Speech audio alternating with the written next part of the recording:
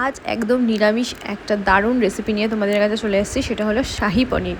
এখানে হচ্ছে no onion no garlic. যেহেতু টুইসডে করে আমাদের ভেজ ডে থাকে, প্রত্যেক টুইসডে আমি চেষ্টা করি নতুন নতুন কিছু বানানোর, একরকম খাবার খেতে ইচ্ছা করে না। তার জন্য এখানে নিয়েছি শুকনো লঙ্কা, তেজপাতা, গোটা গরম মশলা, কাজু বাদাম আর চারমগজ, ঠিক আছে। আর এখানে নিয়েছি টমেটো, লঙ্কাটা যে যেমন ঝাল খায় সেই অনুযায়ী, আমরা অল্প ঝাল খাই তাই অল্পই দিয়েছি। আর নিয়েছি আদা। এবার দিয়ে দিচ্ছি সাদা তেল, আর তেলের মধ্যে একটু বাটার দেব। বাট বাটারটা দেওয়ার সময় আমার ভিডিওটা নেওয়া হয়নি, সরি ফর দ্যাট। তো এবার সব মশলাগুলোকে একটু হালকা এরকম করে ফ্রাই করবো, খুব সুন্দর করে ভাজবো। খুব বেশি ভাজবো না, জাস্ট হালকা একটু এদিক ওদিক করে শর্টে করে মশলাটাকে ঠান্ডা হওয়ার জন্য সাইডে সরিয়ে রাখবো। আমি যেহেতু দুজনের অল্প পরিমাণে রান্না করছি, সেই জন্য আমি সব কিছু অল্প অল্প নিয়েছি। যারা বেশি পরিমাণে রান্না করবে পনিরটা, তাদের মশলাটাও বেশি পরিমাণেই দিতে হবে। এবার পনিরগুলোকে পিস পিস করে কেটে নেব। সুন্দর করে চেষ্টা করবে একটু ত্রিকোণ মতন কাটতে, যেহেতু এই রেসিপিটা একটু ডিফারেন্ট হবে খেতে, সেই জন্য ত্রিকোণ করে কাটবো আমি জিনিসগুলোকে। দেখিয়ে দিচ্ছি কীরকমভাবে কাটছি, তবে এটা যার যার ব্যাপার, যে যেমন ইচ্ছা শেপ দিতে পারো।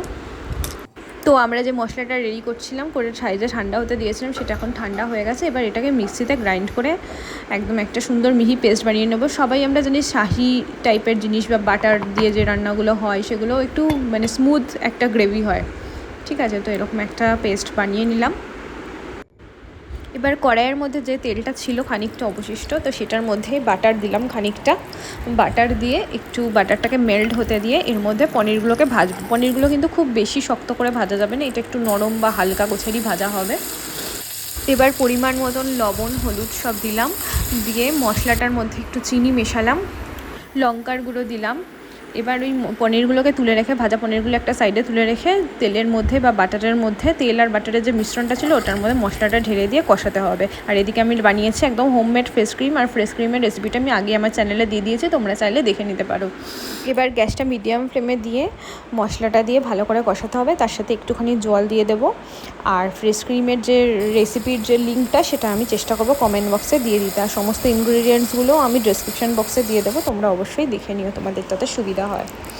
আচ্ছা, আর একটা কথা আমি বলে দিই, লাইটের জন্য কিন্তু কালারটা রান্না এরকম হলদে হলদে লাগছে, বাট আমার যে কালারটা, অরিজিনাল যে কালারটা এসেছিলো, সেটা কিন্তু শাহি পনিরের যেরকম কালার হয়, একদম হালকা হালকা একটু অরেঞ্জিস টাইপের, সাদাটে ওরকমই কালার এসছে, বাট এটা লাইটের জন্য এরকম হলদে দেখাচ্ছে। এই রান্নাটা হতে খুব একটা বেশি সময় লাগে না, কিন্তু বেশ ভালো মানে রেসিপিটা, মানে কোনো গেস্ট আসলেও যারা ভেজিটেরিয়ান তাদের করে খাওয়ালে তাদেরও বেশ ভালো লাগবে। এবার উপর থেকে কিছুটা কাসুরি মেথি আমি ছড়িয়ে দিচ্ছি। রান্নাটা আমার হয়ে গেছে, একদম লাস্টে কাসুরি মেথিটা ছড়াতে হবে, দিয়ে অল্প একটু ফুটিয়ে নিতে হবে। বেশি ফোটালে কিন্তু কাসুরি মেথির ফলে তেতো হয়ে যেতে পারে, সেজন্য একদম অল্প ফুটিয়ে গ্যাসের ফ্লেমটা বন্ধ করে দিতে হবে। তারপর যে ফ্রেশ ক্রিমটা বানিয়েছিলাম সেটা ওপর থেকে ছড়িয়ে দিতে হবে গার্নিশিংয়ের সময়। তো আমাদের শাহি পনির একদম রেডি। আমরা এটা এবার সার্ভের জন্য জাস্ট মানে প্লেটে ঢেলে নিচ্ছি, আর উপর দিয়ে এরকমভাবে ফ্রেশ ক্রিমটা ছড়িয়ে দিতে হবে। একদম বাড়িতে বানানো খাঁটি, বাইরে থেকে কেনার কোনো প্রয়োজন নেই। আমার রিকোয়েস্ট রইল, সবাই একবার বাড়িতে বানিয়ে দেখুন, নিশ্চয়ই ভালো লাগবে, আমি গ্যারেন্টি দিচ্ছি। এবং আমার রেসিপিটা কেমন লাগলো অবশ্যই কমেন্টে জানিও।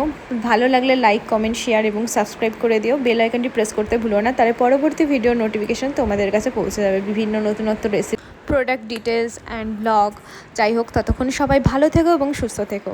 Thanks for watching.